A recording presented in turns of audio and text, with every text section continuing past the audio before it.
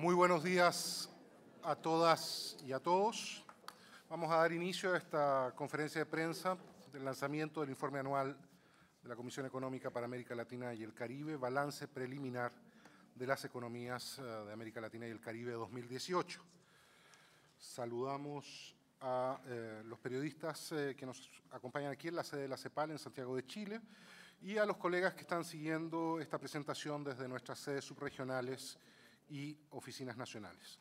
También damos la bienvenida a los usuarios que están conectados de ahora mismo por Internet a través del canal YouTube del Servicio de Conferencias de la CEPAL.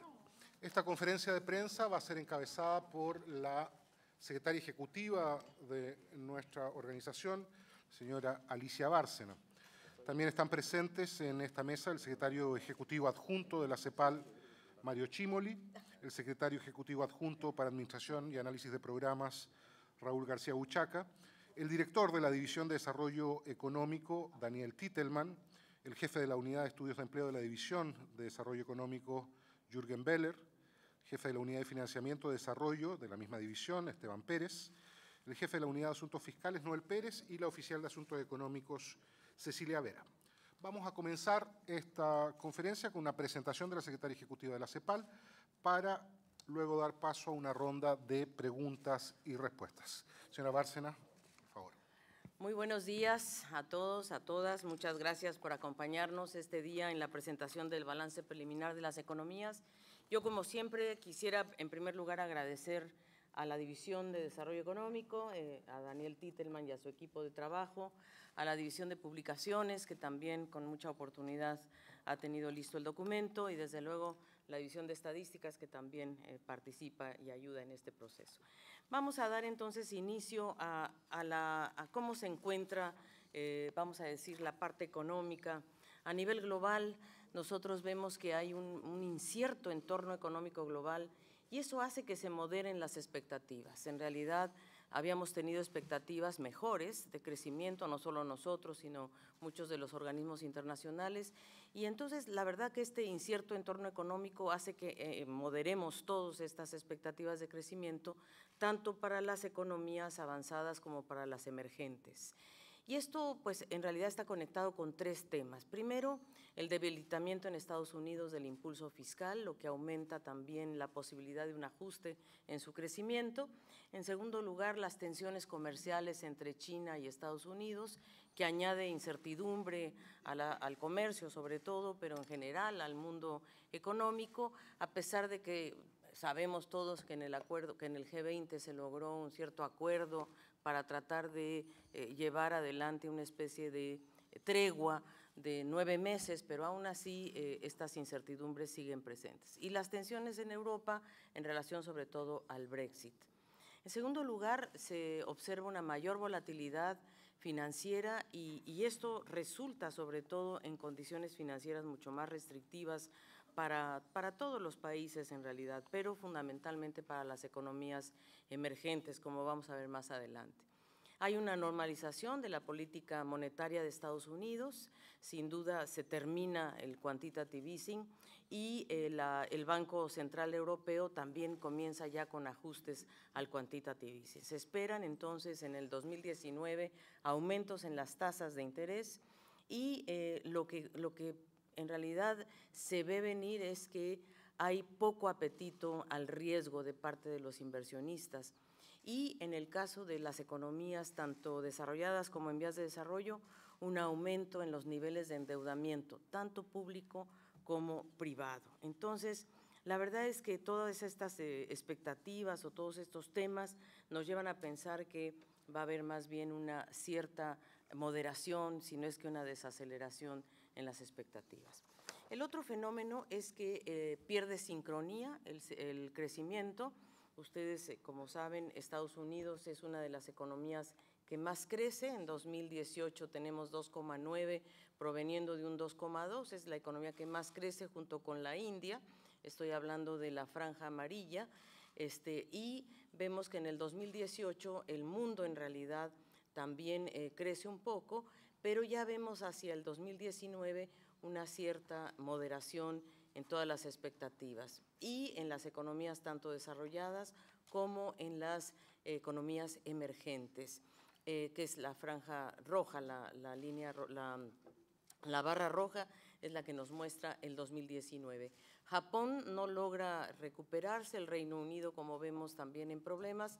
La Unión Europea pierde sincronía con Estados Unidos y con la India, y China, que también se observa una cierta desaceleración entre el 2018 y el 2019, que ya viene ocurriendo desde el 2017. E incluso nosotros hemos agregado aquí valientemente nuestras proyecciones para el 2020, bueno, obviamente tomando como base a las Naciones Unidas y su trabajo en este tema. Se modera el volumen del comercio mundial, que ese es el otro gran tema. La OMC, en 2017 llegamos a un 4,6%, en 2018 se proyecta un 3,9% y el 2019 un 3,7%. Pero para este año la OMC había proyectado un 4,4% y ya de hecho ha moderado realmente sus cifras y se observa que puede haber incluso mayores riesgos hacia la baja. La liquidez global, sin duda, este es otro de los temas que preocupa. Vemos que hay menos liquidez global. Ustedes saben, bueno, a partir de la crisis subprime, obviamente hubo mucho mayor liquidez porque se dio el quantitative easing, bajaron las tasas de interés, hubo gran demanda de esta liquidez y por parte incluso de los países emergentes, y la verdad es que es una tasa aún positiva, pero decreciente. Nosotros vemos que en todos, sobre todo en las economías emergentes, hay menor liquidez, en la liquidez global en general también está desacelerada, y lo mismo sucede en los países desarrollados. Es decir, la verdad es que la FED, sin duda, está jugando un papel muy importante en esta caracterización. Y lo que decíamos, un gran aumento en la deuda de nivel global, tanto pública como privada. Nosotros, si nosotros observamos la deuda del sector corporativo no financiero, que es fundamentalmente el sector privado, y la parte roja, que es la que corresponde a hogares, vemos que gran parte de la deuda está en manos privadas en realidad, pero sin duda también la parte de gobiernos ha ido aumentando en economías emergentes, en economías desarrolladas. Y en América Latina esto es muy claro.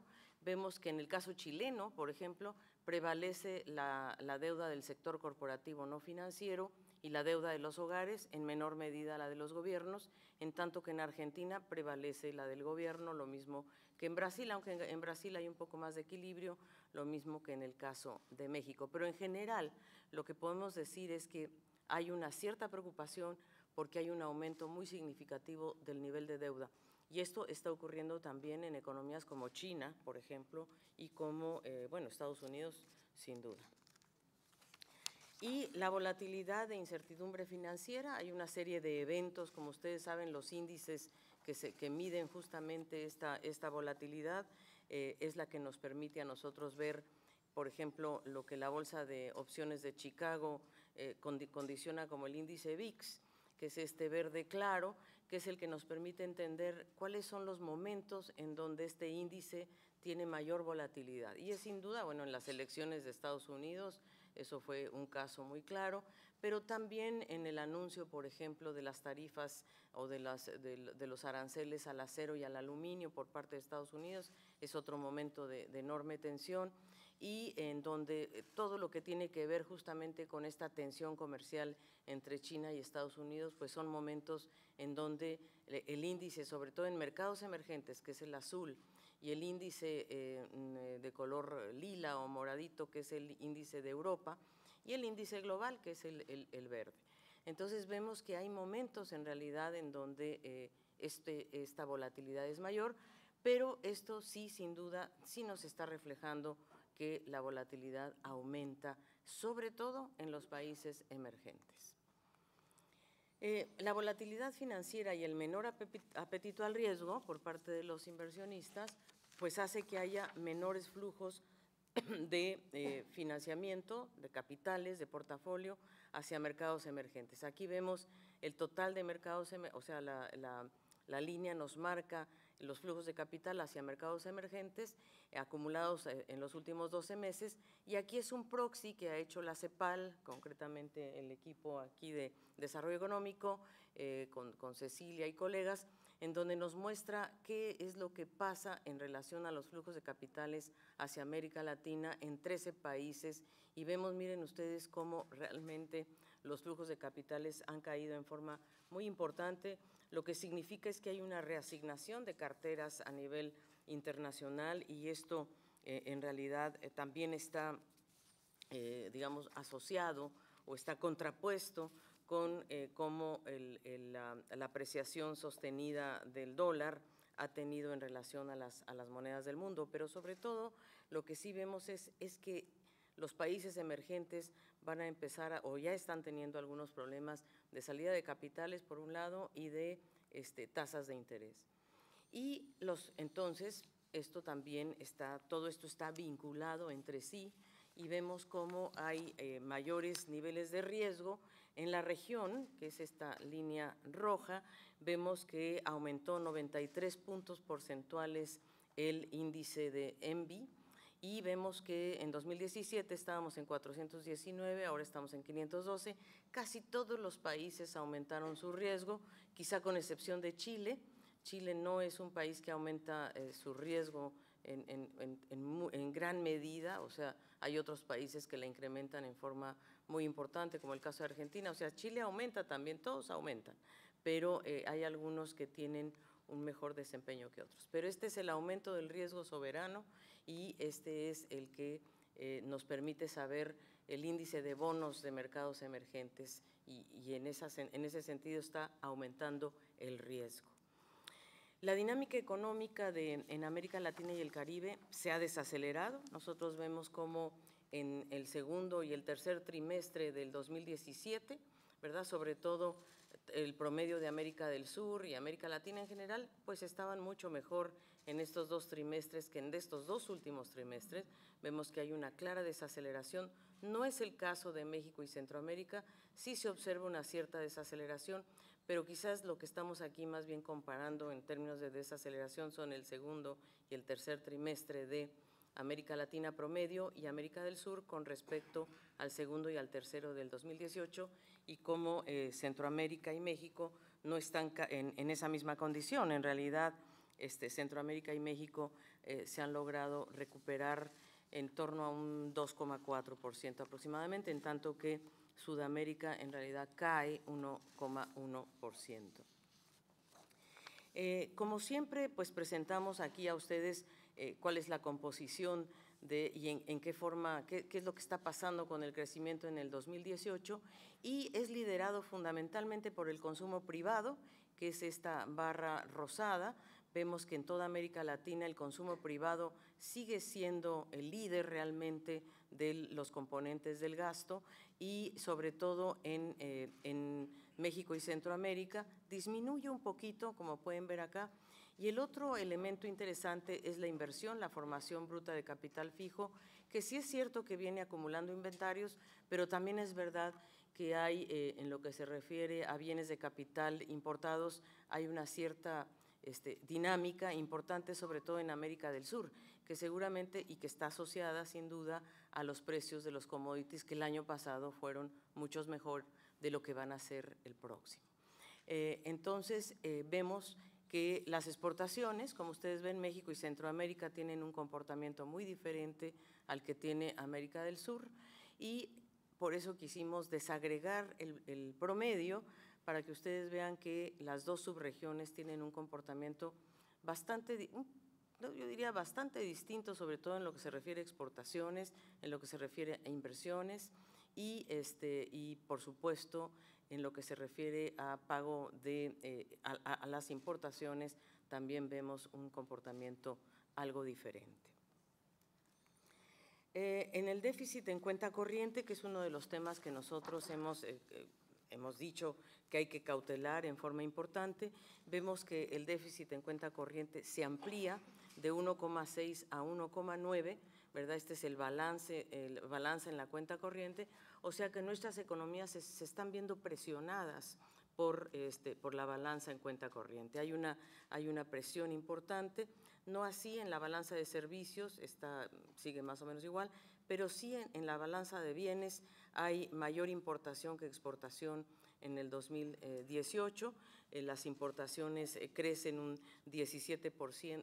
12%, perdón, y las exportaciones un 10%. Ahí más o menos tenemos una explicación que nos permite entender un poco mejor esto. Y la otra parte que aumenta en forma importante son las transferencias corrientes, que son las remesas, y son fundamentalmente las remesas que provienen de Centroamérica, que son las que realmente ayudan o apoyan en cierta forma a este déficit en cuenta corriente, sobre todo de América Central y de México. Y la otra cosa que aumenta es la balanza de renta. El documento analiza que gran parte de esta balanza de renta se debe también a que el aumento en el precio del petróleo y la mayor producción es posible que haya aumentado también la salida de rentas al exterior.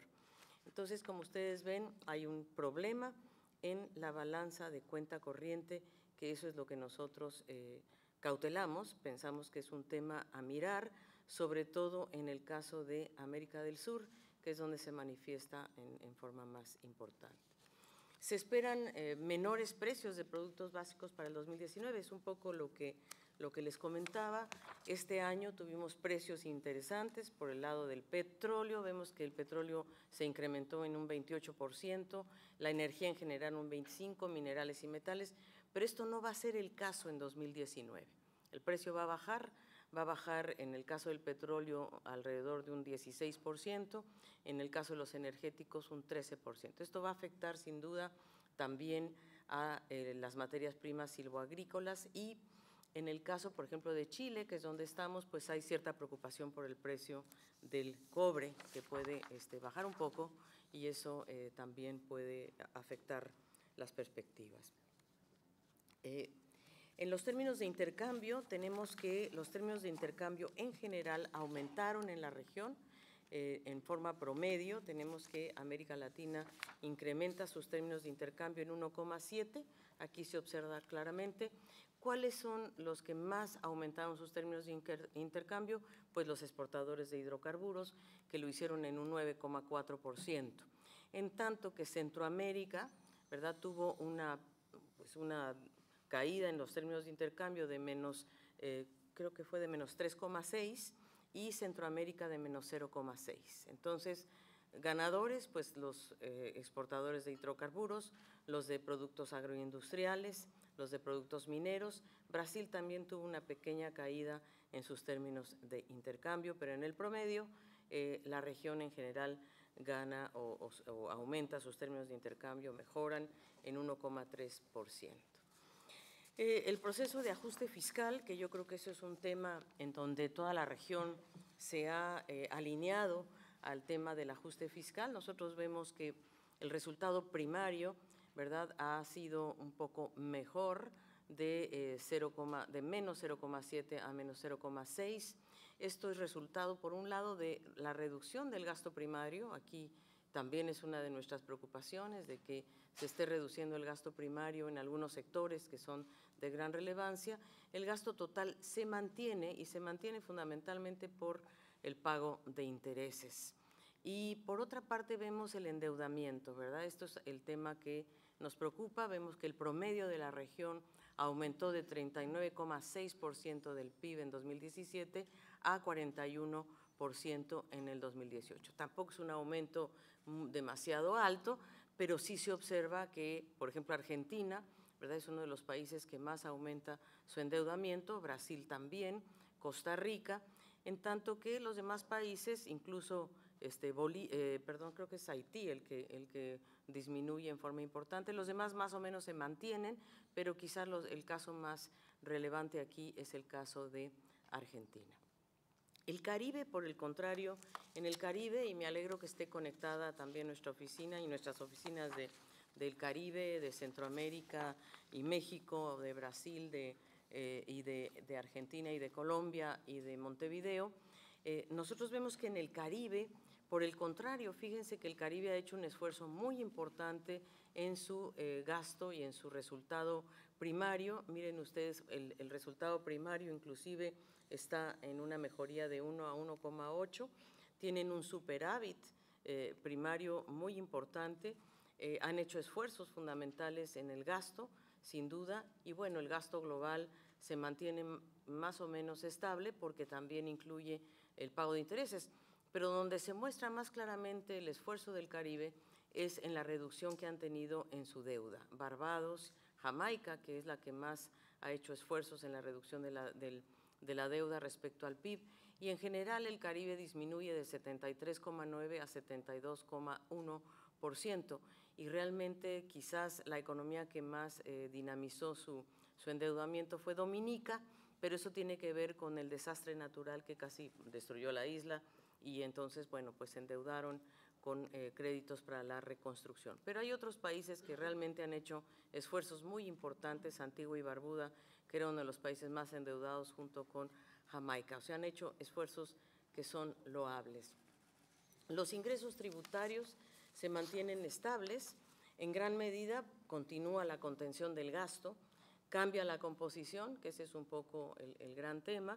Nosotros vemos que en el caso de América Latina, 17 países, vemos que los ingresos tributarios, ¿verdad?, se mantienen estables en un 15,4%, en tanto que otros ingresos disminuyen un poco y en general la tributación se mantiene más o menos en 17,8%, un poco menos. En el Caribe, al revés, en el Caribe aumenta los ingresos, aumentan los otros ingresos y los tributarios se mantienen estables.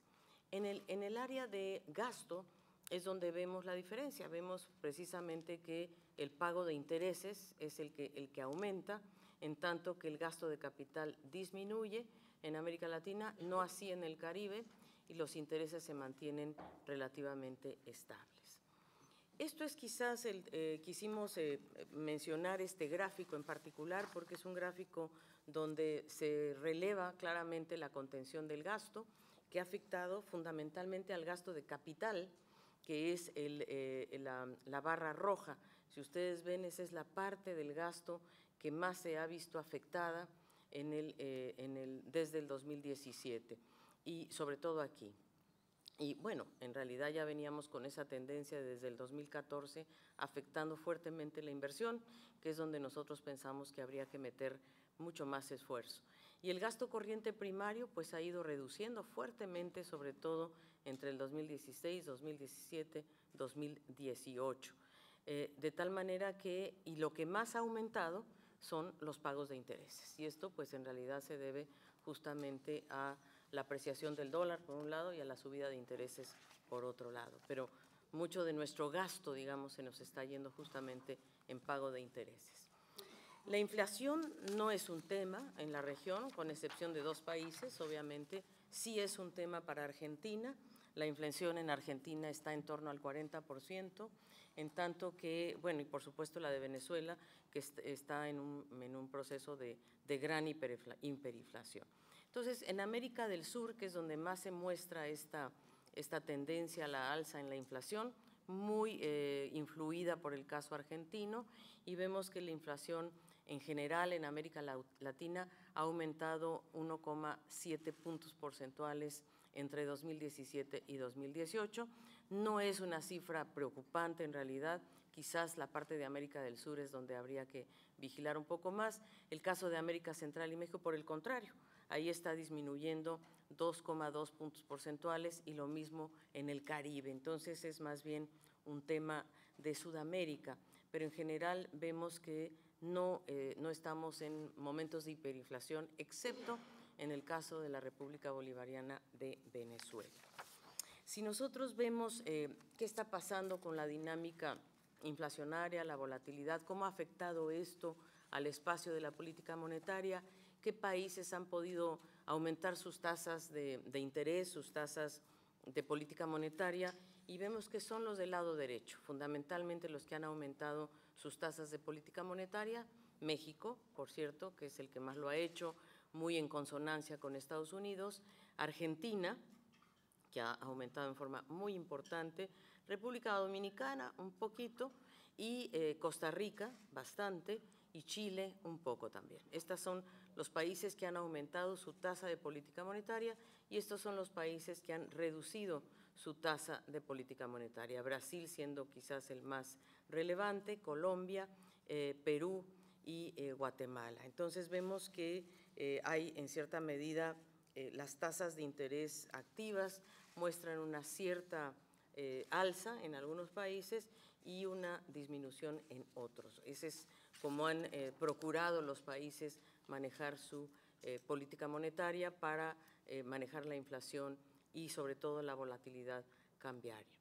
Pero la volatilidad cambiaria se ha incrementado de manera muy considerable. Aquí lo que estamos midiendo es el grado o la tasa de volatilidad, no si se apreció o si se depreció, sino cuánto ha variado y vemos que medimos exactamente la volatilidad, sea para arriba, sea para abajo, y vemos que el país con mayor volatilidad ha sido Argentina, seguido de Brasil y seguido de México y Colombia. O sea, son los países que mayor volatilidad cambiaria han tenido desde el 2016 y 17. Entonces, pues son los países que tienen una cierta vulnerabilidad frente al dólar, sin lugar a duda. Y en realidad esto se refleja en que en 16 monedas de la región ha habido devaluaciones del tipo de cambio nominal. En todas estas economías ha habido, en todas las que están marcadas, ha habido devaluación, con excepto de Trinidad y Tobago, que es la única economía que tuvo una apreciación de su moneda. Pero de ahí en fuera, todas las demás han sido devaluaciones importantes. O si vemos la de Argentina, es bastante importante en porcentaje, 108%, y si observamos, digamos, Uruguay, 13%, casi siempre respondiendo, 17% Brasil, México, 4,2%, en fin, vemos que tuvo un incremento importante en los años anteriores. Entonces, aquí vemos que sí se está enfrentando una situación diferente a la que habíamos enfrentado en el pasado. Hay un cambio de ciclo en realidad, ¿no? Se aprecia el dólar, suben las tasas de interés, es menor la volatilidad, perdón, la liquidez financiera. Y aquí vemos el tema de las reservas, que también es otro tema a considerar, en donde se han mantenido bastante estables las reservas y ya en octubre, sin embargo, empiezan a registrar una leve caída del 0,2% respecto al cierre del 2017. En porcentajes, la región sigue acumulando, teniendo reservas respecto al PIB, pero sí retrocede un poco el tema de las reservas respecto al 2017. El tema del empleo, creo que este es un tema muy relevante para toda la región. Nosotros observamos que la tasa de desocupación o de desempleo se mantiene estable en un 9,3%, pero eso no significa que el número de desocupados sea mayor. En realidad, entre el 2017 y el 2018, por la tasa de aumento de la población, tenemos que hay 22,9 millones de personas desocupadas en las zonas urbanas. Y son 240,000 personas más que en 2017 y son alrededor de 7 millones más con respecto al 2014, ¿verdad? Entonces sí tenemos un tema de desocupación a pesar de que la tasa de desempleo se manifiesta estable.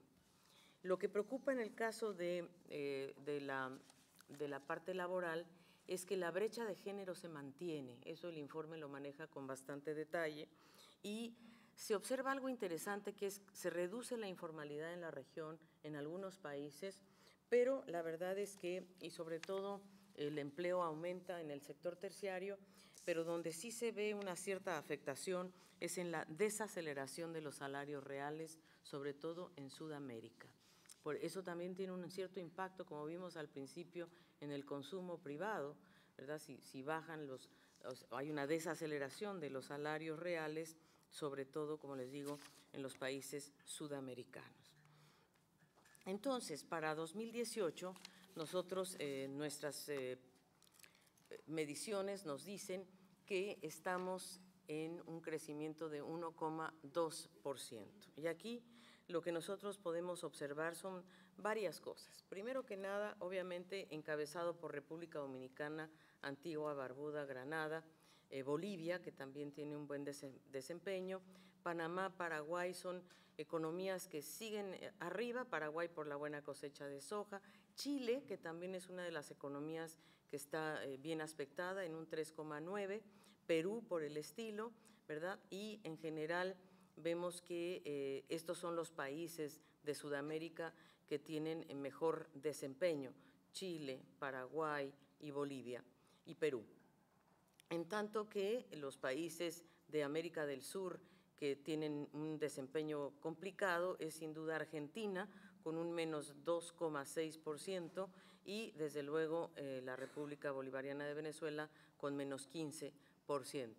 La parte centroamericana se observa un fenómeno interesante y es que se ensancha la brecha al interior de la subregión. Tenemos países de la subregión, como es el caso de Panamá, por supuesto, o de Guatemala, que tienen un desempeño mejor que el que tiene Nicaragua por los problemas que está enfrentando. De hecho, Nicaragua tiene un crecimiento negativo de menos 4,1 en franca recesión, y República Dominicana, por el otro lado, la economía más dinámica. Entonces hay como un comportamiento que no está, digamos, no es un estilizado de Centroamérica y México, en realidad hay una brecha muy grande. Y en el caso del Caribe, pues también observamos que son economías que crecen alrededor de 1,9%, tuvieron un dinamismo importante en el caso del turismo y los servicios, y por supuesto los países productores del petróleo que también les fue mejor, como es el caso de Trinidad y Tobago y de Jamaica. En realidad, entonces, en síntesis, podemos decir que la dinámica de la región está muy influenciada por el contexto externo, ¿verdad? Tenemos un tema de cuenta corriente, de balanza de pagos. Entonces, la dinámica externa es la que está verdaderamente influyendo en las economías de la región. Cambia el ciclo económico, cambia en el sentido de que hay un menor dinamismo en el crecimiento mundial, un dólar apreciado, un aumento en las tasas de interés y mayores incertidumbres financieras.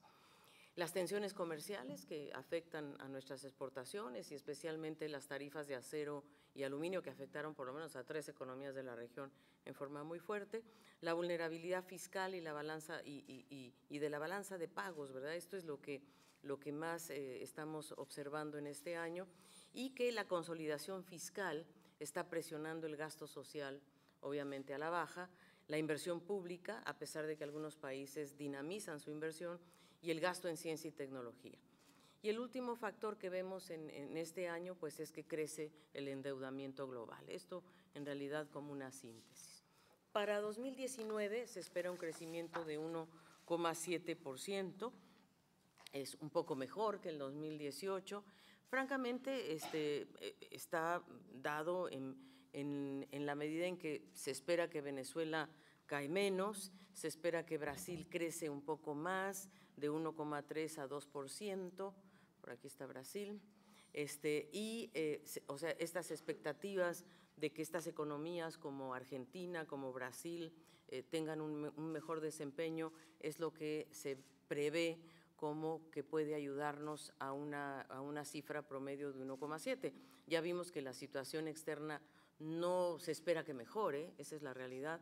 Lo que puede seguir impulsando el crecimiento de nuestra región es sin duda el consumo interno, el consumo de los hogares, el consumo privado fundamentalmente, que eso es lo que puede continuar impulsando el crecimiento. Se espera entonces una América Latina en 1,7, una América Central en 3,3, América Central con México 2,4, y, por cierto, estas 3 economías que siguen en rangos negativos, como es el caso de Argentina, Nicaragua y Venezuela. ¿Qué políticas se pueden hacer ante este tipo de escenario tan incierto y tan complejo como el que estamos viviendo? Bueno, sin duda, por el lado externo, un manejo prudencial de la deuda, cautelando la dinámica de la balanza de pagos. Por el lado fiscal, reducir la ilusión, la evasión y los flujos ilícitos. Creo que esto es un tema estructural y contundente, debemos continuar trabajando en esta dirección. Fortalecer los ingresos tributarios, nosotros no renunciamos a ello, hay países que no están de acuerdo, obviamente, pero nuestra postura siempre ha sido que nuestra región sigue tributando poco, sobre todo algunos países, en renta personal y sobre todo en riqueza, los impuestos directos. Y los indirectos, que son aquellos impuestos verdes y saludables que son importantes también para las economías. Proteger y reorientar la inversión pública a proyectos con impacto en el desarrollo sostenible. Creemos que esto es importante hacerlo. Hay fondos especializados, el Fondo de Cambio Climático, fondos que pueden apoyar justamente a la inversión pública y a la privada, por cierto, en proyectos de esta naturaleza. Y cómo fortalecer estabilizadores automáticos para una recaudación más progresiva y protegiendo los programas de protección social, sobre todo en etapas de desaceleración. Y una mirada más hacia el mediano plazo, pues insistir en que la única forma de cambiar la estructura exportadora, que es la que nos mantiene en la clásica trampa de renta media, donde exportamos commodities a salarios bajos, pues necesitamos una transformación productiva y un desarrollo de capacidades agregando valor y conocimiento a nuestros productos, avanzar justamente hacia economías modernas, incorporando revolución tecnológica como un fundamento estratégico y activando políticas industriales. Creemos que la región puede hacerlo, tiene las características para hacerlo, descarbonizando su economía y combinándolo con tecnologías innovadoras. Por ejemplo, la región es muy rica en litio. Los 3 países que más reservas de litio tienen son Argentina, Chile y Bolivia. Y el litio es justamente el material que más se utiliza en las baterías recargables y en los automóviles eléctricos. Entonces, nosotros lo que estamos diciendo, bueno, reinventemos la integración regional más allá de la infraestructura y el comercio para ver si podemos crear plataformas industriales transfronterizas, por ejemplo, entre Argentina y Chile, en donde se puedan enlazar cadenas productivas más allá de solo la exportación de litio como material, como materia prima, y verdaderamente generar una cadena productiva.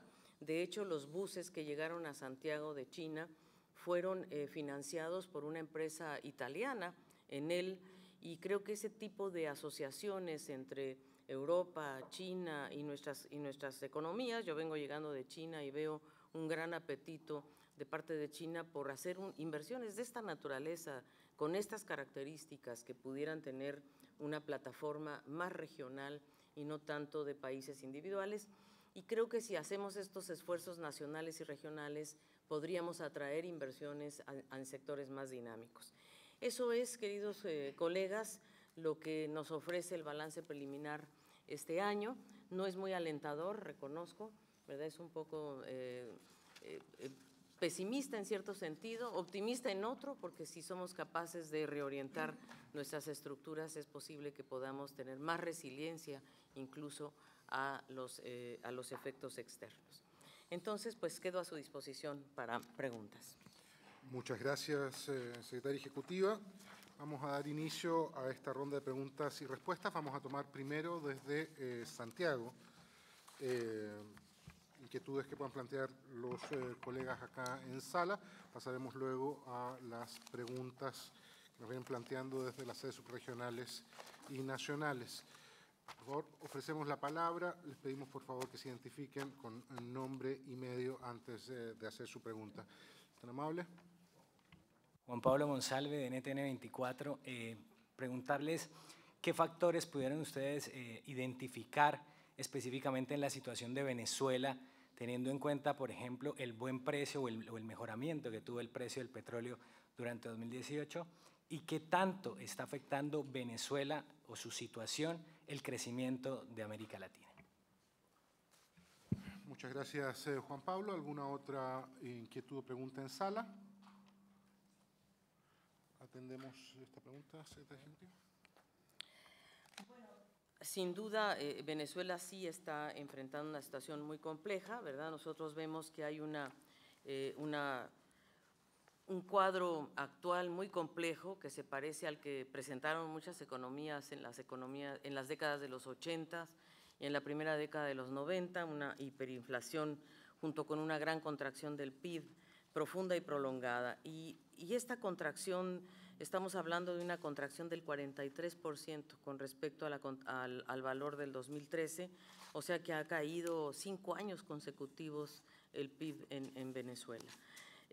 La hiperinflación también con una situación muy compleja y sobre todo también que no se reactiva la producción petrolera, ¿no? Yo creo que ese es uno de los temas más importantes. ¿Cómo puede afectar esto al resto de las economías? Bueno, la verdad es que un tema es que las importaciones de Venezuela han caído de manera consistente y muchos países de la región eran justamente países exportadores hacia Venezuela, uno de ellos siendo Colombia, por ejemplo. Y entre 2003 y 2017 las importaciones cayeron un 80%. Entonces, sí, efectivamente, esto ha motivado que esto tenga una cierta afectación. Y la otra que yo creo que es importante es, y que nosotros obviamente estamos muy interesados, es cuáles han sido los efectos de las políticas que el gobierno ha puesto en operación. Ellos han puesto en operación 10 medidas, que justamente estaba yo buscando y que no las encuentro, pero ahorita las voy a encontrar. 10 medidas concretas han puesto en operación. Una de ellas fue el de, bueno, quitarle los ceros al bolívar, ¿verdad? Y crear lo que se llama el bolívar soberano. Y efectivamente yo creo que estas sí son un paso adelante para combatir la hiperinflación, o sea, lograron estabilizar un poco el tipo de cambio. Y creo que ya hay 2 tipos de cambio básicamente, y ¿qué es esto? Es el tema migratorio. Ah, bueno, ese sí, sí, no te entendía tu letra, perdón. No, bueno, entonces ellos tomaron 10 medidas importantes, que yo creo que una de ellas justamente es en el tipo de cambio. El otro es, están generando su petromoneda, digamos, que no ha tenido tampoco un gran efecto, la verdad. Y por otra parte, obviamente han subido el salario real, quizás es una de las economías que ha subido el salario, pero no se compensa con la inflación. Y bueno, por supuesto el tema migratorio, que es el que me recuerda mi colega, que ese, bueno, ha impactado fuertemente a los países vecinos, generando costos importantes y generando problemas pues con cierto índice delicado. Creo que hay opciones para China, creo que por lo menos el gobierno de China va a apoyar a Venezuela. Yo creo que va a seguir apuntalándola en términos financieros y de su deuda, con un costo alto, no cabe duda, que es el costo del pago del petróleo. Entonces yo te diría, bueno, son estos 2 temas, el tema de cómo está impactando la migración hacia el exterior, la caída de las inversiones, y por otra parte que sí hay países que están apuntalando a Venezuela, como el caso de China y Rusia, que yo creo que son dos economías que van a seguir apoyando. Y no sé si mis colegas quieras agregar algo más, Daniel, respecto a Venezuela. Simplemente para complementar lo que está diciendo la secretaria ejecutiva, Venezuela ha venido cayendo sistemáticamente en términos de su PIB, tiene una caída acumulada de 43%, lo cual es complejo, una situación de hiperinflación que está manejando, y lo que percibimos es que la producción petrolera en términos de volumen de barriles producidos diariamente se ha disminuido, hay un desafío de inversión en el sector petrolero importante, y por supuesto los vaivenes del precio del petróleo que se esperan para el próximo año no la favorecen. Entonces ahí también hay un tema importante. Y desde la perspectiva de su relación con la región está, como se mencionaba, los temas migratorios, la dinámica de importaciones que afecta particularmente el comercio Colombia-Venezuela, que en alguna época era un comercio importante para ambos países, y también un poco el Petrocaribe, que era esta zona de petróleo también que se ha visto afectada por el precio y la producción petrolera de Venezuela. Estaba afectando toda esta asociación de Petrocaribe, también tiene un efecto sobre ella. Muchas gracias. Daniel Titelman, recuerdo, nuestro director de la División de Desarrollo Económico. ¿Alguna otra inquietud en sala? Pasamos entonces a las preguntas que nos han planteado desde nuestras sedes subregionales. Desde México, la colega Yolanda Morales, del periódico El Economista, plantea las siguientes inquietudes. Algunos inversionistas internacionales aseguran haber perdido la confianza en México tras la cancelación de la construcción del nuevo aeropuerto y la solicitud de cambiar las reglas de los contratos bajo los que se colocaron los bonos para financiar la obra. ¿Cuánto tiempo tomará recuperar esta confianza? ¿Cómo puede hacerse? Consulta también si usted, secretaria ejecutiva, que ha asistido anualmente al foro de Davos, recomendaría o no al presidente de México acudir a este encuentro con empresarios globales. Y por último, Yolanda Morales, del Economista, le solicita una opinión sobre el aumento al salario mínimo en México y su estimación si esto tendrá un impacto efectivo en el bienestar de la población. Voy a dar también rápidamente paso a las inquietudes que también desde México nos hace llegar la colega Ivette Saldaña del periódico El Universal. También plantea 3 inquietudes. La primera de ellas: deben ser preocupantes las decisiones que ha tomado el nuevo gobierno de México, que en la opinión de la colega Saldaña han llevado a la baja los pronósticos de crecimiento, la depreciación del peso contra el dólar y el freno a algunas inversiones, según señala el sector privado mexicano. 2, ¿cuáles son los riesgos más importantes que impactarán en el crecimiento de México, tanto exteriores como internos, y cuáles de ellos se aprecian ligados a la llegada de la nueva administración? Y 3, si es que acaso, por cierto, que tenemos un entorno de desaceleración, ¿qué tanto impactará México si se suma la aversión al riesgo que se observa por la llegada, plantea la colega Saldaña del Universal, de la nueva administración mexicana? Secretaria Ejecutiva. Muy bien.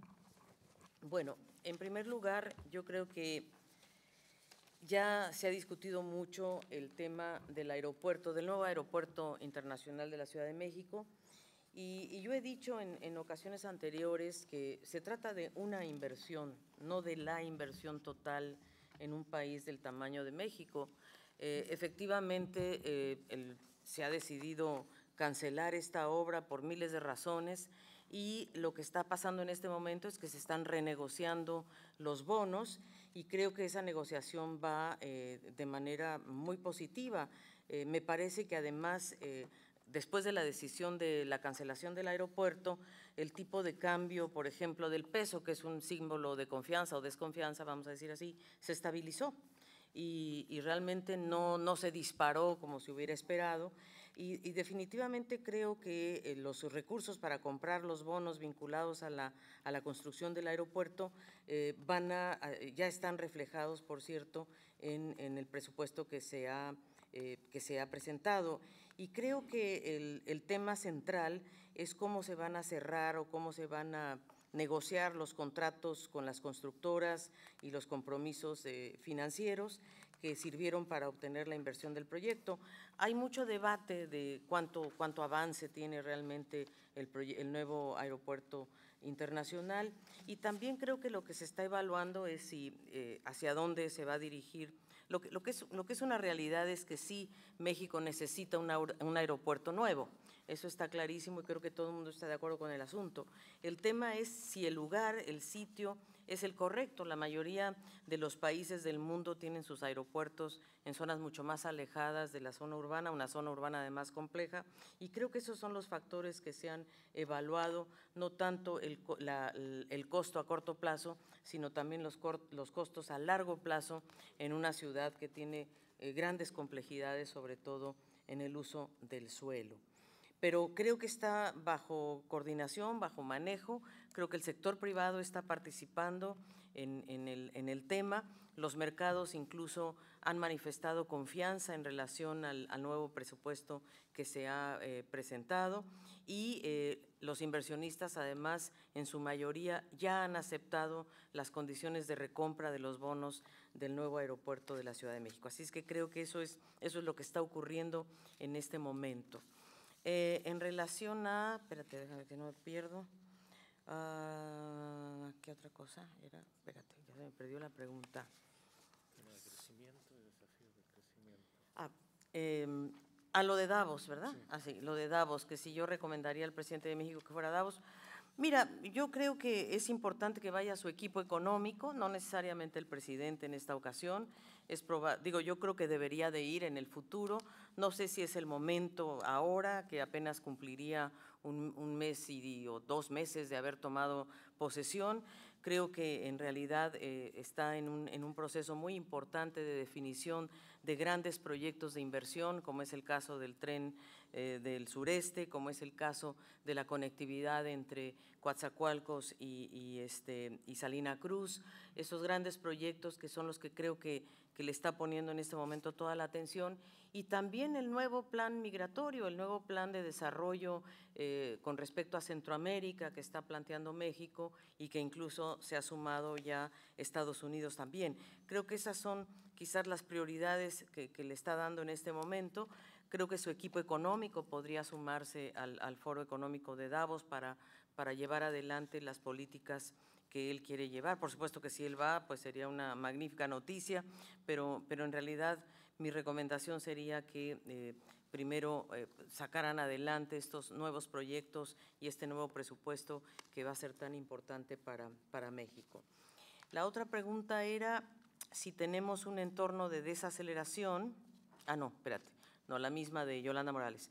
Sobre el salario mínimo, bueno, yo creo que es una muy buena noticia. De hecho, incluso en CEPAL estábamos sugiriendo esto desde hace mucho tiempo, de que el salario mínimo era muy importante aumentarlo. En 2018 el salario tuvo un aumento real de 5,7%. A finales de 2018 el Consejo de Representantes de la Comisión Nacional de Salarios Mínimos acordó un monto de recuperación de 9 pesos diarios, o sea, incrementarlo en 5% a partir del 1 de enero, pero ahora que se incrementa este salario mínimo general, aumentó de 88,36 a 102,68 pesos diarios. El salario mínimo entonces está experimentando un aumento real del 12%, 12,2%. Es el mayor aumento del salario en 25 años en México. El salario en México, el salario mínimo, no alcanzaba ni siquiera a cubrir la línea de pobreza. Así es que este era un hecho urgente de elevar el salario mínimo de todo México, y sobre todo se ha anunciado también que 43 municipios de los 6 estados de la frontera norte, el salario va a aumentar a 176,7 pesos diarios, es decir, todo el país 102,6 y la zona norte 176,7, para hacerla más competitiva con respecto a sus estados fronterizos de Estados Unidos. Entonces, yo creo que esto puede tener un gran impacto en el crecimiento, porque finalmente va a mejorar el nivel de vida de muchos hogares. Así es de que inclusive la verdad que el salario mínimo en México es el más bajo de toda la región, es inclusive más bajo que Centroamérica. Entonces, la verdad que este incremento me parece que era justo y muy necesario. Creo que va a generar gran bienestar y va a ser muy importante para todo lo que está indexado al salario mínimo en México. Ahora sí, Ivette Saldaña, perdón, estaba yo confundida entre las dos preguntas. Deben ser preocupantes las decisiones del nuevo gobierno de México, las cuales han llevado a la baja en los pronósticos a la depreciación del peso. Bueno, como yo decía antes, la depreciación en realidad no ha sido tan alta. Hemos tenido, sí, efectivamente, una apreciación del dólar en toda la región. Y nosotros vimos en una de las láminas que la apreciación del dólar ha impactado a todas las economías, a todas las monedas y a México incluido, pero no en un ritmo mayor que el resto de la región. En realidad, la depreciación del peso, que es lo que estaba yo diciendo hace un momentito, no ha pasado de 20 pesos. En este momento, digamos, se estabilizó en torno al 19.80, 20 pesos, y todo esto tiene que ver con la apreciación del dólar a nivel general y con la devaluación a nivel general en toda la región. Así es de que no es no es necesariamente vinculado a las decisiones del nuevo gobierno. La baja en los pronósticos del crecimiento de México, en realidad, pues tienen una serie de explicaciones que habría que entender y que están relacionados con, primero que nada, pues con las tensiones comerciales. O sea, definitivamente esas tensiones comerciales también le van a afectar a México como a todos los países de la región. Y la verdad es que en 2018 tuvo un desempeño mejor que en 2017 porque hubo mejores exportaciones, hubo mejor desempeño del sector externo. La inflación, además, en 2018 se sitúa en 4,6, mucho mejor que en 2017, que estaba en 6,8. Entonces, vemos que además el déficit de la cuenta corriente de la balanza de pagos es un poco más alta que la que se tuvo en 2017. O sea, el país, digamos, tiene un problema inicial de déficit de cuenta corriente que va a tener que enfrentar. Ahora, ¿cuáles son los riesgos al crecimiento en el 2019? Uno, el cambio de las condiciones financieras internacionales por un aumento en las tasas de interés de Estados Unidos, la incertidumbre financiera que ya hablamos, que también a México le impacta muy fuerte, la percepción de los inversionistas, por supuesto, hacia dónde dirigir sus inversiones, porque sin duda el cambio, sobre todo en la política energética, sí puede cambiar sin duda el apetito de los inversionistas para ciertos sectores y posibles retrasos en la puesta en marcha del Tratado de México con Canadá, el TECMEC, que es un tratado que es importante y que cobra sobre todo relevancia ante lo que se podría haber suscitado, que era un no acuerdo en total. Y ahora pues se tiene este acuerdo que sin duda puede mejorar las condiciones de las exportaciones mexicanas. Creo que el país sigue enfrentando desafíos muy fuertes, como es el tema de la corrupción, la desigualdad, la inseguridad y la mejoría del Estado de Derecho. Esos son los temas prevalentes que yo creo que justamente el gobierno actual está tratando de atender. El presupuesto que ha sido presentado es un presupuesto austero, un presupuesto que justamente invoca al ahorro para poder invertir, para poder desatar o desencadenar inversiones importantes públicas que pudieran generar, pudieran generar empleo y pudieran realmente tener buen impacto en la economía. Entonces, pues yo creo que lo más interesante es observar el reto que ha sido para este nuevo gobierno presentar un presupuesto que pueda echar a andar proyectos sociales y de infraestructura sin incrementar los niveles de deuda, que eso es lo que ofreció, no incrementar niveles de deuda, no incrementar los impuestos y lograr un superávit primario en finanzas públicas. Pues con esos tres candados ya tiene realmente, tiene que obtener mayores recursos de las medidas de austeridad que se está planteando. Así es de que eso, yo creo que el presupuesto fue una buena noticia para algunos sectores, para otros no tanto, pero en general yo creo que la aversión al riesgo va a ir disminuyendo a medida que se va dando confianza. Sobre todo, creo que el anuncio de este programa integral de Centroamérica y el apetito de Estados Unidos por colaborar en este programa con 5.800 millones de dólares, pues me parece que es una noticia muy alentadora para resolver un problema muy contingente. Muchísimas gracias, secretaria ejecutiva. Vamos ahora, ¿hay alguna otra inquietud en sala? Si no fuera así, vamos a dar por concluida esta conferencia de prensa. Les agradecemos su participación y atención. Muchas gracias a todos. Hasta luego.